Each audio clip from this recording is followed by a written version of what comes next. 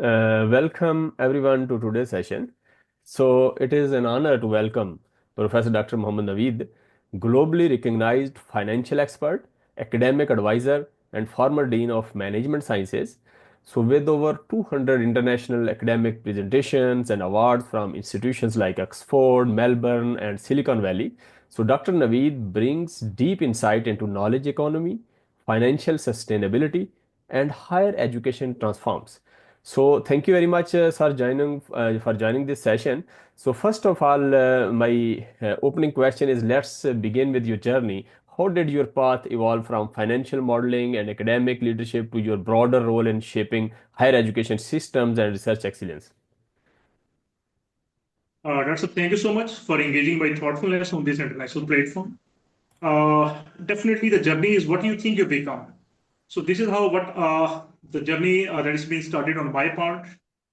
Initially, I started as a policy eye with the Higher Education Commission. I was the head of the research and development. So looking into the policy side, so the idea was that how we have to revamp the Pakistan education system. So we developed different policies on the research and commercialization. Later on, when I was practically into the depth of the sea after PhD, so then I have the understanding that we have to close the loop. How, as the academic institutions, we are more community driven. So we have to navigate the community. We have to navigate as a custodian the potential of the community that is contributing towards the social and economic development. So these specialization, having a PhD in financial modeling, and now coming with the thought of the institutional reforms, it's well associated with a broader perspective. So this is how I think the entire world is moving. Our education institutions, they are working more like the engines of the social and economic development across the world. So I think this is how you visualize. So everything was associated with the visualization. Very nice. That's nice. And sir, one thing, why do you think so few Pakistani universities appear in global ranking like US? And from your experience, how do global rankings influence university funding, research quality, and international partnership? The ranking, I think we have to look into the different perspectives. From the employability perspective, I think we are giving a confidence to the employer. My graduates in the different fields of the life, whether it's the business studies, we have the experts of the engineering management, we have the experts of the computer science. End of the day, I have to add confidence to my employer. So when we are coming with the accreditations, when we have the certification from these international accreditation bodies, so I think it's on the one side, we are giving a confidence to the employability. Yes, the skills demonstration competencies which are that is being associated with the potential that is being now transformed as the equipment which is more suitable for the industry. So on the one side, I think this is employability perspective is more important. But on the other side, when the universities they build themselves towards the top notch of the ranking, I think this is also associated with the performance indicators of the university. Research funding definitely, if I need to find out the universities, they are purely tuition driven. So I think they are lacking diversity. So end of the day, if you find all these indicators which are associated with the world global ranking, so everything that is being developed by a design thinking. For instance, if you look into the 50% of the contribution that adds towards the significance of these the world quest ranking, that is associated with the perspective of the research and diversity, research and discovery. Research and discovery that is all about your academic reputation as an institution and how your research is acclimatized with the impact. Whether you call it, it's taking the form of the citations, it's taking the form of your publications, it's a patent filing, it's a commercialization of the research. It is how your research is more applied. So I think these are the guidelines that is being you have to map with these global ranking agencies. They bring the re-articulation of your institution. It's entirely recalibration. So this recalibration definitely it brings not only the standardization in the universities, but also it's an opportunity for the universities. You can revamp your universities that is at the collegiate environment of the world leading universities, I would say. Very nice. Recalibration is the key. And do you think the students should choose universities based on rankings alone, or what other factors are often overlooked? I think we live in the new age today. a very recent case study that we have from the Harvard Business School. It's more than 1 year. The business graduates of the Harvard University, they kept waiting for the job placements. I think it was the same university where we need to find out the students before accomplishment of their degrees that is been already engaged potentially with the different the potential employers. So I think the employability that is perspective that is also being changed. From the employer perspective, what is more important, how the demonstration of the knowledge is taking place. I think I would give more significance towards the demonstration of the education that is more towards the skill areas, competencies, and how the acumen of the students that is been developed. So this industrial aura, it has taken the form of the, I think, the validation of the universities that is more significant towards the ranking, I would say. But on the other part, now scientifically speaking, all these the world ranking indicators, the assessment metrics and mechanism that has been developed, they are coming up with a design thinking. So this design thinking, I think this is more important. This design thinking, it factor in your long-term perspective. For instance, a sustainability weightage which is associated, it's almost 5% contribution that we have in the world quest ranking. So sustainability, not only that we have to integrate environment, sustainability that is entirely on ESG basis, your environmental, your social and governance perspective, you have to revisit. So as the university, you are basically a center of the gravity in the community. So how you integrate community through your civic sense, through your skills, through your contribution that you have in the body of knowledge, and end of the day, how much we are responsible towards the societal impact. So these guidelines, I think they are more associated when you have a compliance with the world ranking agencies. So they navigate you that how you have to look into the academic, social, financial governance of the institutions. So I think governance end of the day, it would give you the more significance, which is more towards the sustainability as a scientific journey of the universities. Yes, redesigning thinking and strategy is essential.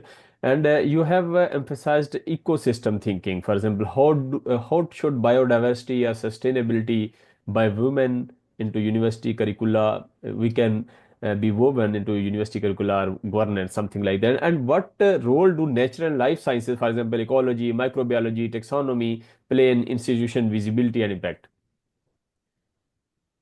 I think it's a buzzword today.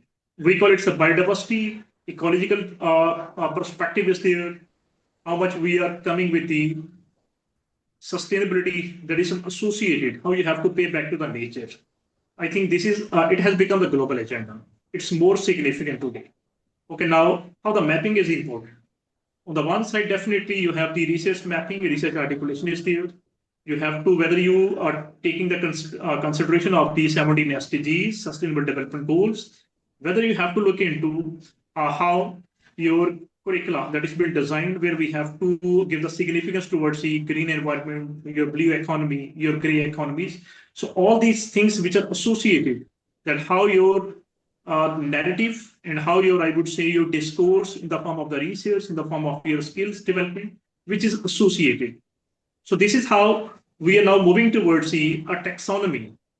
Taxonomy basically is a classification that is associated with the different scope of the sustainability.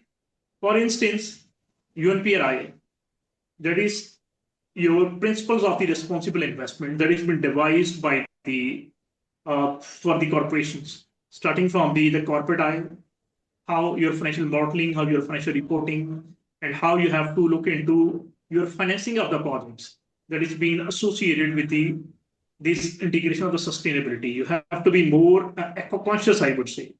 The same perspective we also have for the universities. So this is biodiversity, this natural science, ecological transparency, all these aspects which are associated with the design modeling, where we have to bring your sustainability with the integration, not from the policy point of view. Policy, I would say, the Pakistan has become, for instance, particularly, we have become the graveyard of policies. We don't need a policy today. We need a taxonomy.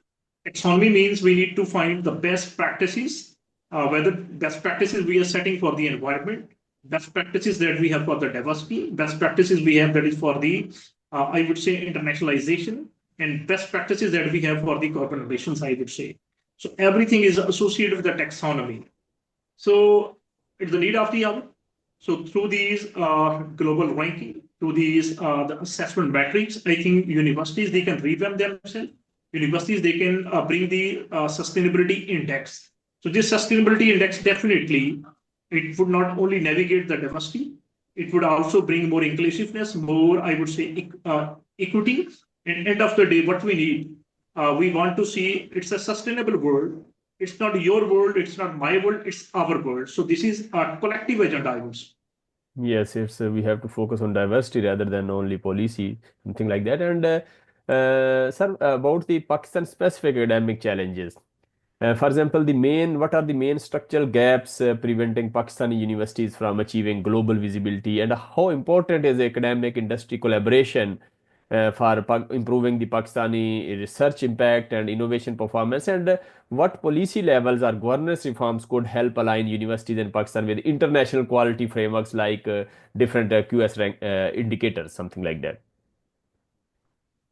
Uh, Darshan, you are very kind. You want to see my candid perspective. My expression should be there. Yeah, should I give some the voice? It's between the lines. Over to you, sir. I think let's speak the reality. Let's speak the reality. If I see the ranking side of the Pakistani universities, definitely our representation is there. Though this representation is not very promising, only the few universities that is in the top 500 universities of the world. But still, I would speak high about the universities. The reason behind is, if I see a financially conduciveness that we have for the universities, for this fiscal year, it's just 48 billion budget that has been sanctioned for the higher education in Pakistan.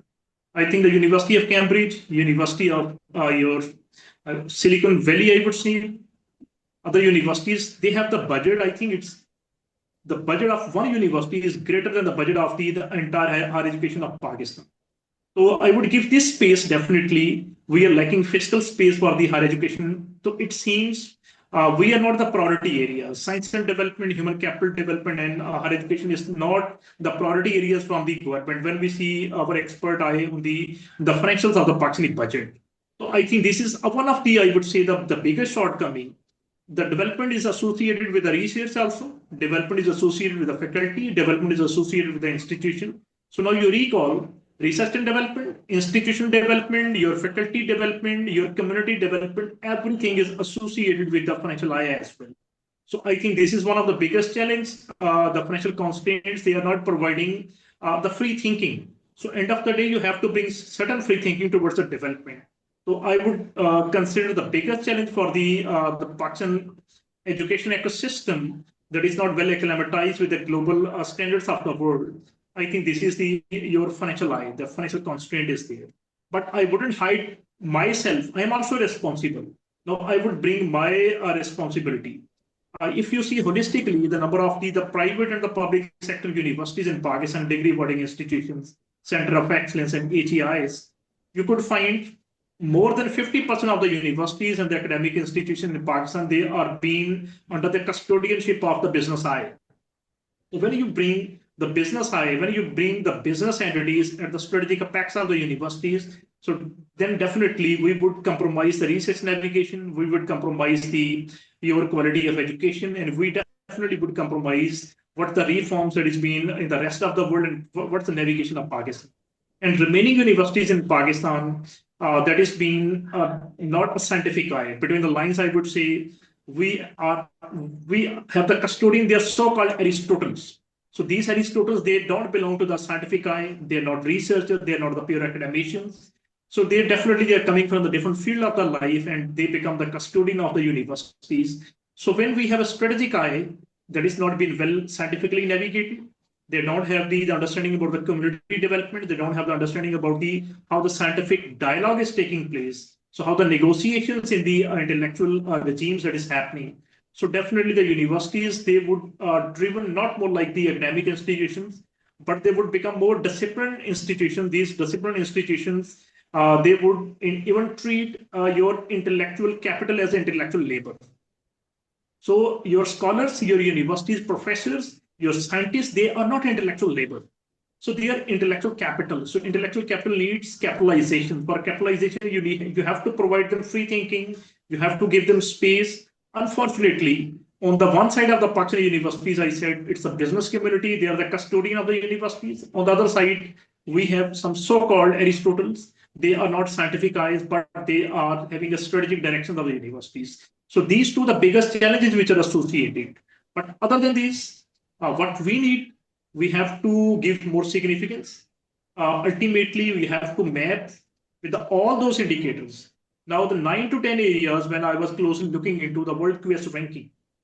So you just need to recalibrate yourself. You just need to revamp yourself. For instance, what I said earlier, research and discovery, it contributes more than 50% in the weightage of your World Quest ranking.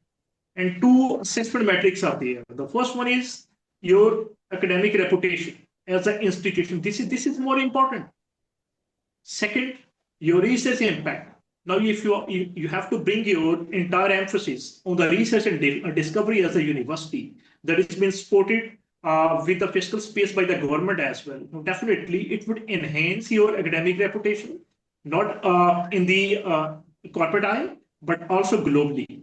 The second is research should travel to the industry. Research not having only the citation eye, research also have some impact. How you have to realize the relevance and the impact. Research should go for the commercialization. It's a patent filing, licensing. Everything is associated with this domain. So 50% weightage, which is associated only with the research and discovery. It means how you are going to drive the institution. They are having a landscape that is more towards the applied research. So this applied research, for instance, Qaidam University is always a leading university in terms of the world of the ranking. The reason behind is they have a scientific journey. Their custodianship, their vice chancellors, their, I would say, the articulation of their institutional development that is associated with the scientific eye. So this is how the Qaidam University, they outperform in terms of the ranking at the level of Pakistan. So since they are a scientific eye. Now the second important the indicator, it's the, I would say, the thematic lens that is being used by the World Quest ranking. That is your employability and outcome. We already have a voice on this perspective. Your university graduates, what is the potential of their employability? What is the confidence that we are giving to the employers? So if we can find the place potentially for your graduates, the market is very ready to have the placement of your graduates. So I think it's your institution offering more employability. Second, it's an outcome. Outcome means what impact we are adding. For instance, the universities, they are coming with their the face value. The few universities, they have the face value by a subject ranking. They are having the excellence in engineering. Few universities, they are having the excellence in analytics. The few universities have the excellence in the business studies. So end of the day, you have to provide employability on the one side, but on the other side, you have to add the impact. What societal impact through the discourse of your graduates we are adding in the society. If I move forward, the third important the thematic area, that is your internationalization. So internationalization is directly, this is associated with the diversity. What number of representation you have in the form of international faculty members, international students, and how much you have your research network. You have research partnership, not MOUs. You have research partnerships. You have active research agreements on the research networking. So all these perspectives, they give you diversity. They give you, I would say, that cultural exchange.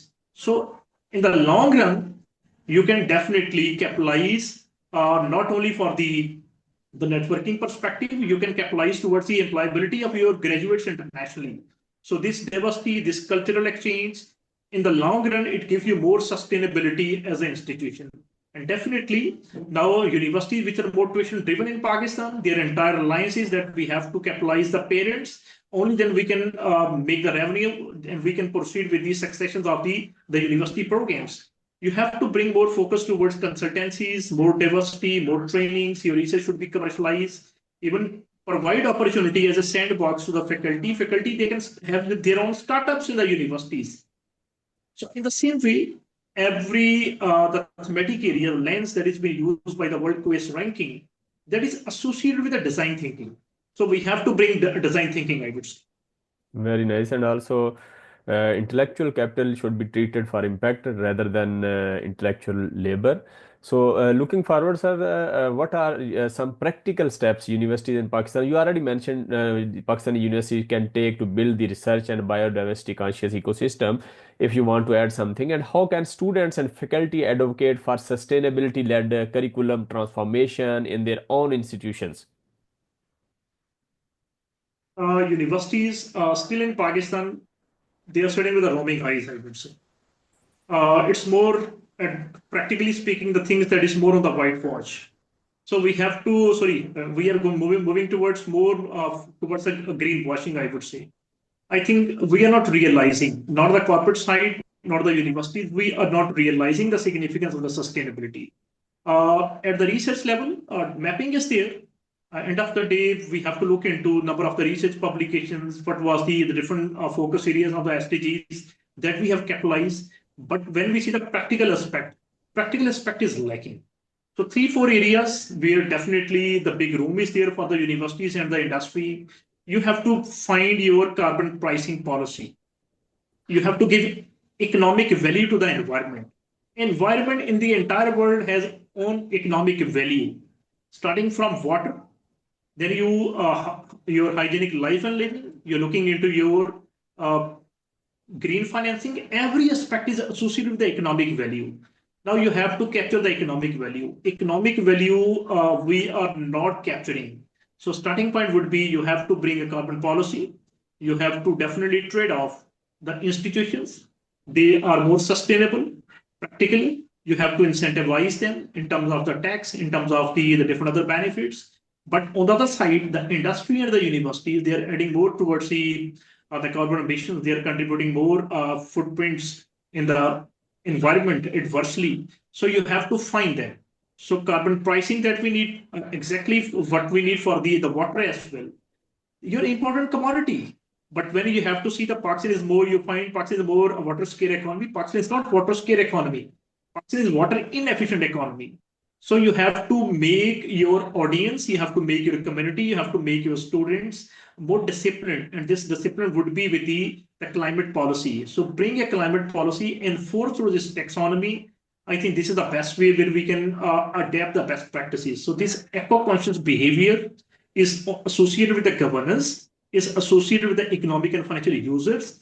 But where we are lacking with the implementation. Last week, we have a good conversation with the Pakistan Securities Exchange Commission. So the same thought was there. You have to start your eco-conscious community cells.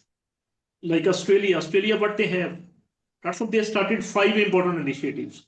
They have financial literacy clinics, they have tax clinics, they have biodiversity clinics, they have sustainability clinics. So these clinics are basically operating in the community. So the idea was that we have to map directly your community, how the smart thinking, how you have to think about the alternate energy, how you have to look into the every aspect of the SDGs.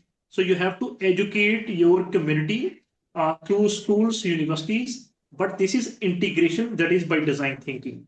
So what's happening here? We have one, I would say, the conference is there that's having the huge budget.